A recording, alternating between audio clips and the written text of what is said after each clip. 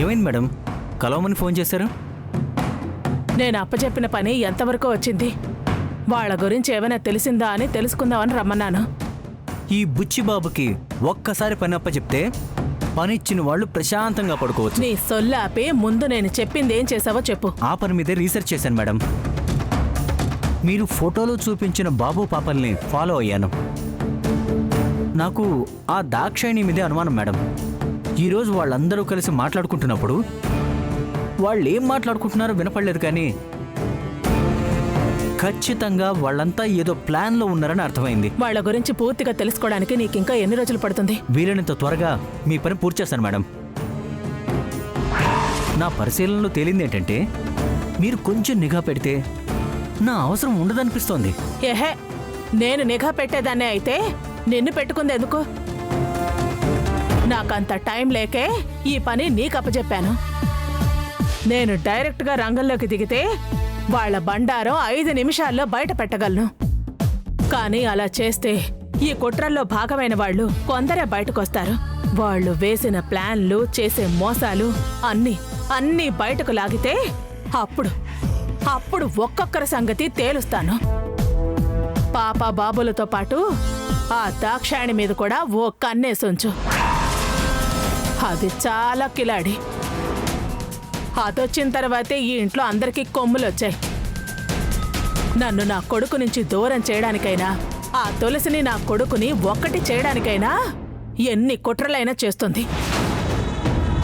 ఈ దుర్గమ్మతో ఆటలంటే అంత ఈజీ కాదు అని దానికి తెలియాలి. వాళ్ళ అంచనాలన్నీ తలకిందులైపోవాలి. ఎంత డబ్బు ఖర్చైనా పర్వాలేదు, వాళ్ళ కుట్రేంటో నాకు తెలియాలి. అర్థమైందా? అర్థమైంది మేడం. మీరు అప్పచెప్పిన పని ఖచ్చితంగా పూర్తి చేసి పూర్తి వివరాలు మీ ముందు పెడతాను. సరే, వెళ్ళు. సరే మేడం.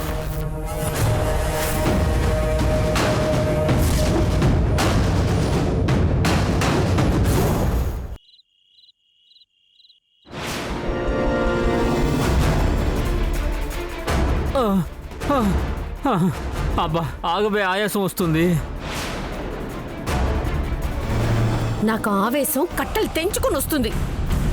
ఆవేశం వస్తే నన్ను ఇలా రెక్కపుచ్చుకొని మిద్దె మీదకి ఎందుకు లాక్కు రావడం?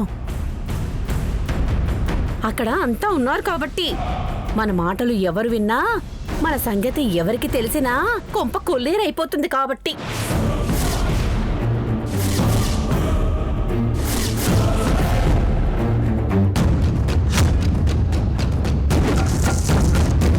అవునవును, మన రహస్యం తెలిస్తే మన బతుకు బస్టాండే.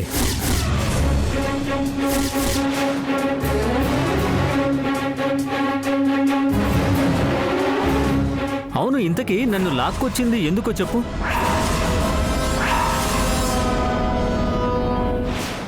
చిలకలూరిపేట నాటక పరిషత్తు వాళ్ళు ఫోన్ల మీద ఫోన్లు చేసి చంపేస్తున్నారు. దేనికంట? ఆ 25 లక్షలు చందా ఇవ్వమని. మనల్ని చందా అడగడం ఏంటి? మరి ఫోన్ ఎందుకు చేస్తున్నారు అని అడుగుతామే. ఆహ్వాన నాటక పోటీలంట. ఫస్ట్ ప్రైజు 15,000 అంట. మనల్ని శిథిల శిల్పం నాటకం ఆడండి అంటున్నారు.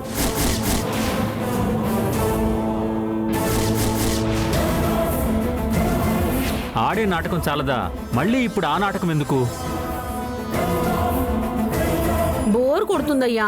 ఆ చప్పట్లు ఈలలు వినక మొహం వాచినట్టయిపోయింది. వెళ్ళ ఆడదామయ్యా. పైగా ఆ దుర్గమ్మ చాస్తలు చూస్తూ ఇక్కడ ఉండలేకపోతున్నాను. కాస్త రిలాక్స్డ్గా వెళ్ళొద్దాం అయ్యా. పోవే, మనం వేషం కడితే మన బతుకు బయటపడితే తులసి ఇబ్బందుల్లో పడుతుంది.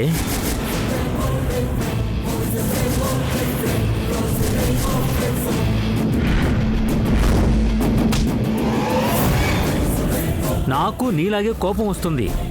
కన్నవాళ్ళం కాకపోయినా ఏదో బంధం, ఏదో ప్రేమ, తన మంచితనం, మంచి మనస్సు మనకి తనని ఆత్మబంధువుని చేసింది.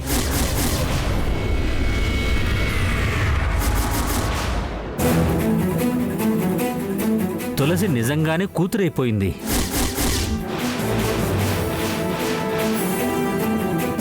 కూతురైపోయిందా?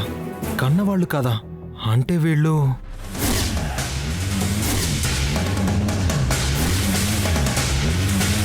నిజమేనయ్యా, ఆ చిన్న భయం అడ్డుపడుతుంది, మనల్ని వెనక్కి లాగుతుంది. అదే కాని ఓన్ పేరెంట్స్ అయితే ఈ పాటికి నాటకానికి తెరపడేది, జనం చప్పట్లు చెరిచేవాళ్ళు.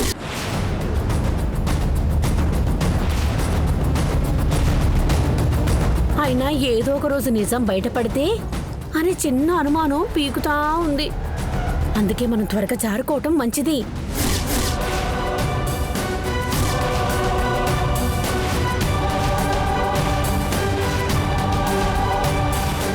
జారుకుంటారా అంటే అసలు వీళ్ళెవరు? ఇక్కడికి ఎందుకు వచ్చారు? ఎవరు తీసుకొచ్చారు?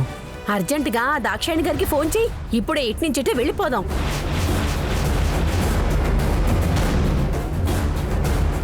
దాక్షాయణి ఆంటీకి ఫోనా? అంటే అలా పోతే డబ్బులు ఇవ్వదే. పోతే పోనీవయ్యా, మనకు డబ్బు ముఖ్యమా? ఆ చప్పట్లేనయ్యా కళాకారులకి పంచభక్ష పరమాణాలు, ఆ చప్పట్లేనయ్యా మనకు సన్మానపు దుప్పట్లు. అవిచ్చే తృప్తి కోట్లు కూడా ఇవ్వలేవు.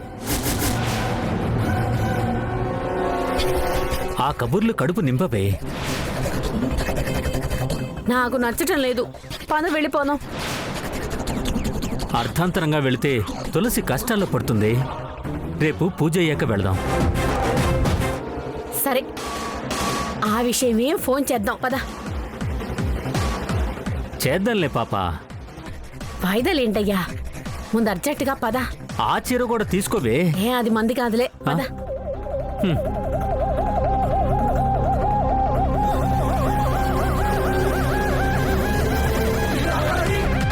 అవునవును, మన రహస్యం తెలిస్తే మన బతుకు బస్టాండే.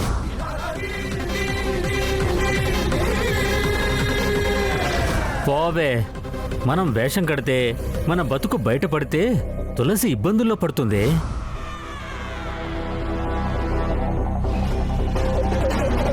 తులసి నిజంగానే కూతురైపోయింది. అర్జెంటుగా ఆ దాక్షాయణి గారికి ఫోన్ చేయి, ఇప్పుడే ఇట్నుంచిటే వెళ్ళిపోదాం.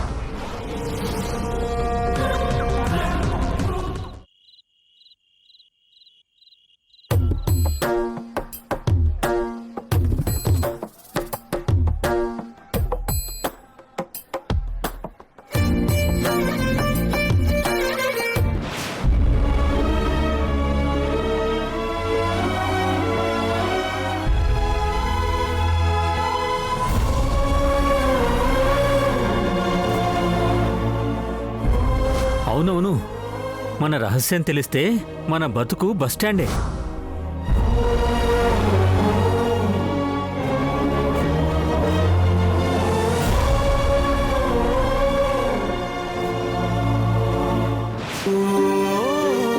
ఆదిత్య, ఏమైందిరా?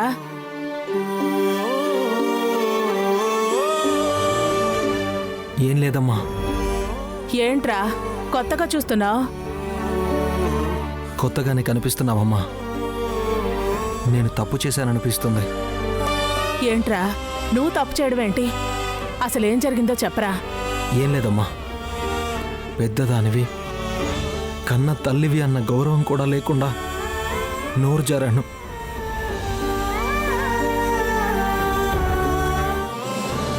కొన్నిసార్లు వాటి వల్లేరా అవతల మనసు ఏంటో అని మనకు అర్థమవుతుంది. నువ్వు బాధపడుతున్నావు అంటే అమ్మ నీకు అర్థమైంది, అమ్మ మనసు నీకు అర్థమైంది, అమ్మ ప్రేమేంటో నీకు అర్థమైంది, అమ్మ తపనేంటో నీకు అర్థమైందిరా. అయినా నేను ఆరాటపడేదంతా నువ్వు బావుండాలి, రేపటి తరాలు బావుండాలనే కదా. అంటే అన్నావులేరా, నేనేం పట్టించుకోలేదు. కొడుకన్నది ఏ తల్లి పట్టించుకోదురా. చిన్నతనంలో ఎన్నో చేసుంటారు, అవన్నీ అమ్మ పట్టించుకుంటుందా చెప్పు? నువ్వు నాకు ఎప్పటికీ చిన్నపిల్లవాడివే. చిన్నపిల్లాడు తప్పు చేశాడు అనుకుంటాను కానీ తప్పుగా అనుకోనురా. ఆదిత్య, నీకు నువ్వుగా తప్పు తెలుసుకున్నావు అంటే నన్ను అర్థం చేసుకున్నావు అని తెలుస్తోంది. అది చాలురా. మన మధ్య ఏ అపార్థాలు ఏ గొడవలు రాకూడదని నేను అనుకున్నాను.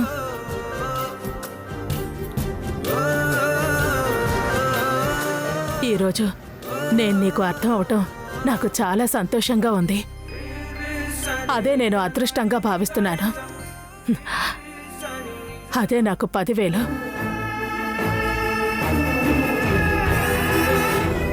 చిన్నపిల్లాళ్ళ ఏంట్రా ఇది? నేను పట్టించుకోను అంటున్నాను కదా, వదిలేసే. నువ్వు బాధపడుకురా.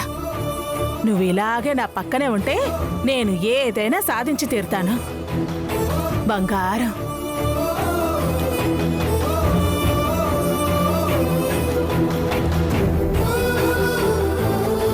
చిన్నతనంలో ఎన్నో చేసుంటారు. అవన్నీ అమ్మ పట్టించుకుంటుందా చెప్పు?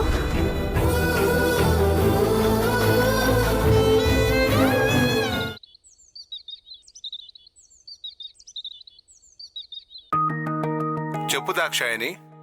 ఏం చేస్తున్నావు ఉత్తమ్? ఇప్పుడేగా బయలుదేరింది, ఇంకా ఆఫీస్కు రాలేదులే. ఆన్ ది వేలో ఉన్నాను. అలాగా, మీకు విషయం చెప్దామని ఫోన్ చేశాను. ఏంటి? ఇల్లు క్లీన్ చేయడానికి యాప్లో హౌస్ కీపర్ని బుక్ చేశాను. గుడ్, అదే మంచిది. దగ్గరుండి నీట్గా చేయించు. సరే. మేడం, హౌస్ కీపర్ వచ్చాడు ఉత్తమ్. నేను మళ్ళీ ఫోన్ చేస్తాను. బాయ్. నమస్తే మేడం. హౌస్ కీపరేనా? అవును మేడం. ముందు హాల్ అంతా క్లీన్ చేయి. అలాగే మేడం. అదిగో, నీకు కావాల్సినవి అక్కడ ఉన్నాయి, వెళ్ళు. ఉమ్.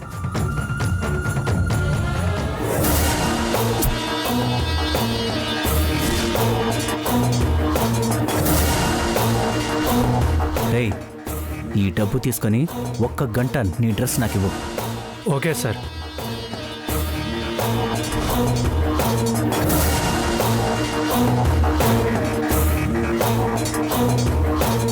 దాక్షాయిని, దాక్షాయిని, ఏంటి ప్రియా, ఎందుకంత కంగారు? నాకు వేరే కంగారేముంది?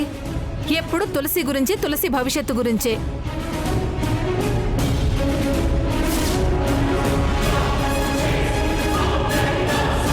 ఇప్పుడు మా వదిన పాప బాబుల విషయంలో ఎలా ప్రవర్తిస్తుందో, రేపటి రోజున అన్ని విషయాలు తెలిసాక ఎలా ప్రవర్తిస్తుందోనని టెన్షన్ పడుతున్నాను.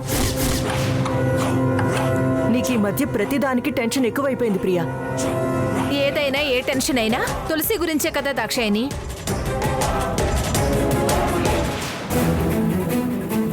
అతనెవరు? ఫ్లోర్ క్లీనింగ్ కోసం పిలిచాలే. ఓ అలాగా.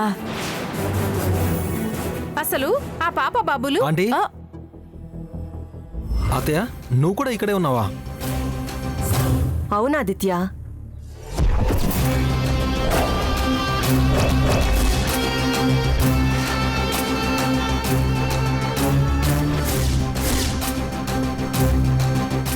ఏంటి ఆదిత్య, ఏమైనా పని మీద వచ్చావా?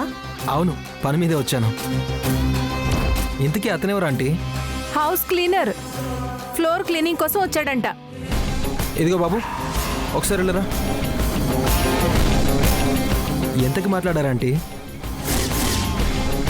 ఎందుకు ఆదిత్య? నాకు తెలిసిన హౌస్ కీపర్ ఉన్నారు, మనకి ఫ్రీ సర్వీస్. ఇదిగో, నువ్వేం చేయక్కర్లేదు. సార్. డిపార్ట్మెంట్ వాళ్ళం, ఆర్గ్యూ చేయకు. అలాగే సార్. వెళ్ళు.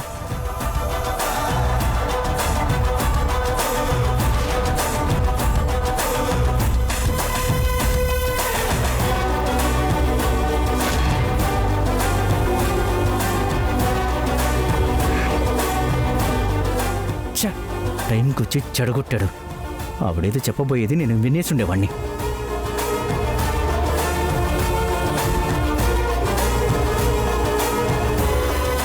మీరు పాపా బాబుల గురించి ఏమైనా మాట్లాడుకున్నారా?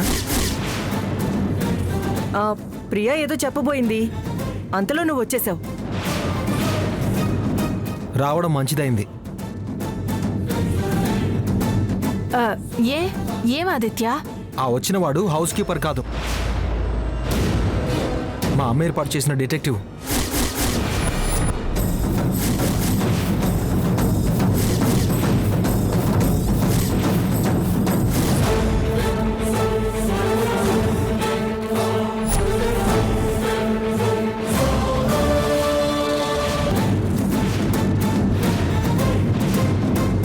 హౌస్ కీపర్ వేషంలో వచ్చాడు.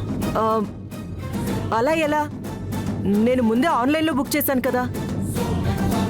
ఆంటీ, డిటెక్టివ్లు ఏమైనా చేస్తారు, మన జాగ్రత్తలో మనం ఉండాలి. వదిన ఎంత పని చేసింది. కాస్త అయితే పాప బాబుల గురించి మొత్తం చెప్పేసేదాన్ని. వాళ్ళ గురించి ఏం వాగేదాని అత్తయ్య? అదా అది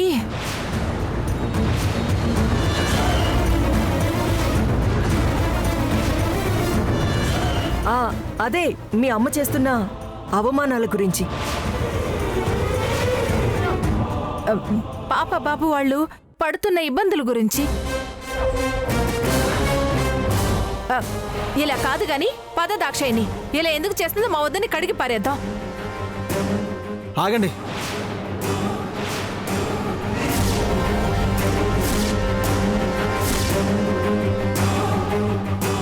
మీరు అమ్మని కడిగేయడం కాదు, వాళ్ళ గురించి అమ్మకి తెలిస్తే మిమ్మల్నే ఉతికి ఆరేస్తుంది. వాళ్ళ గురించి తెలియడం ఏంటి? వద్దంటీ, ఇంకా నా దగ్గర దాచొద్దు. వాళ్ళు తులసి తల్లిదండ్రులు కాదని నాకు తెలుసు.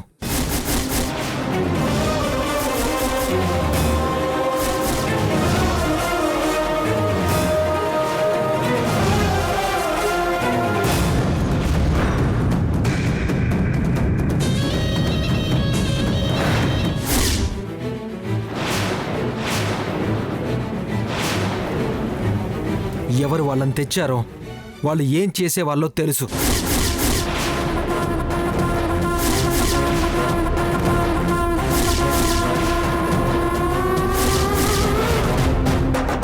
మీరింకా నా దగ్గర దాచడానికి ఏమీ లేదు. అది కాదు ఆదిత్య. అత్తయ్య, చేసింది చాలు. ఇంకా నాకేం చెప్పే ప్రయత్నం చేయొద్దు. అసలు మీరు ఏం చేశారు? ఈ విషయం తులసికి తెలిస్తే పరిస్థితి ఏంటి? తట్టుకోగలదా? అసలు ఆలోచించారా?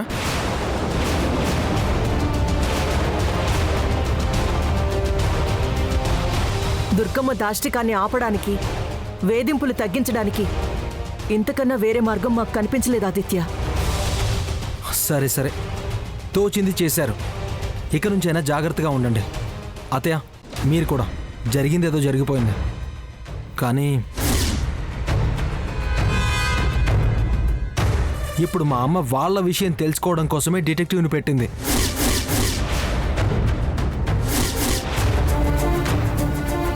మనం అందరం ప్రతి క్షణం అప్రమత్తంగా ఉండాలి. ఈ విషయం ఎక్కడ, ఎప్పుడు, ఎవరితో ప్రస్తావించకండి. అలాగే ఆదిత్య. నేను రావడం కాస్త ఆలస్యం అయితే మొత్తం తలకిందులు అయిపోయేది. తులసి ముందు దోషుల్లా మీరు తలదించుకుని నిలబడాల్సి వచ్చేది. అలాంటి పరిస్థితి ఎప్పటికీ రాకుండా ఉండాలి. ఆంటీ, అత్తయ్య, జాగ్రత్త. వస్తాను.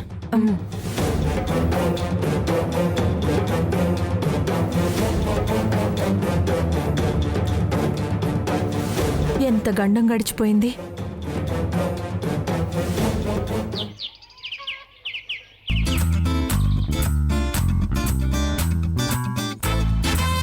ఇదిగో మామయ్య, ఈ బ్లూటూత్ చెవులో పెట్టుకో. వాళ్ళు నీ దగ్గరికి వచ్చిన తర్వాత దీన్ని ఆన్ చేయి. నేను ఎక్కడున్నా వాళ్ళు నిన్ను అడిగే ప్రశ్నలు నాకు వినిపిస్తూ ఉంటాయి. నేను నీకు సమాధానాలు చెప్తూ ఉంటాను. నువ్వు వాళ్ళకి సమాధానం చెప్పేద్దు గాని, సరేనా? నువ్వు టెక్నాలజీలో కూడా బాగా అడ్వాన్స్ అయిపోయావు. దేన్ని ఎలా వాడుకోవాలో నీకు బాగా తెలిసింది. మేము ఈ తరం పిల్లలం కదా మామయ్య. మేమేమైనా క్రీస్తుపూర్వం వాళ్ళమా? కానీ రోజు రోజుకి టెక్నాలజీ పెరిగిపోతుంది కదా. టెక్నాలజీని మీకన్నా మేమే ఎక్కువ వాడతాము. మాకంటే చిన్న పిల్లలు ఇంకా ఎక్కువ వాడుతున్నారు. ఫాస్ట్గా కంప్యూటర్స్, మొబైల్స్, ఐప్యాడ్స్ ఆపరేట్ చేసేస్తున్నారు. మాకన్నా వాళ్ళు ఫాస్ట్, మీకన్నా మేం ఫాస్ట్. కాలంతో పాటు స్పీడ్ పెరిగింది. స్పీడ్తో పాటు జనాలు అలవాటు పడిపోతున్నారు. మీకు తెలియదని కాదు మామయ్య, ఇలా చెయ్యి అని చెప్తున్నాను. సరే సరే, వాళ్ళు వచ్చే టైం అవుతుంది, జాగ్రత్త.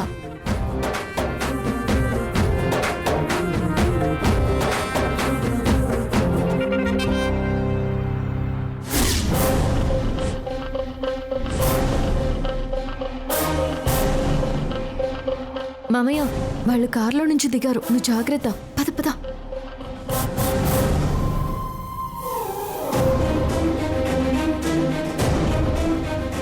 జాగ్రత్త మావయ్య. ఎట్టి పరిస్థితుల్లోనూ వాళ్ళు నువ్వే అన్న విషయం తెలుసుకోకూడదు.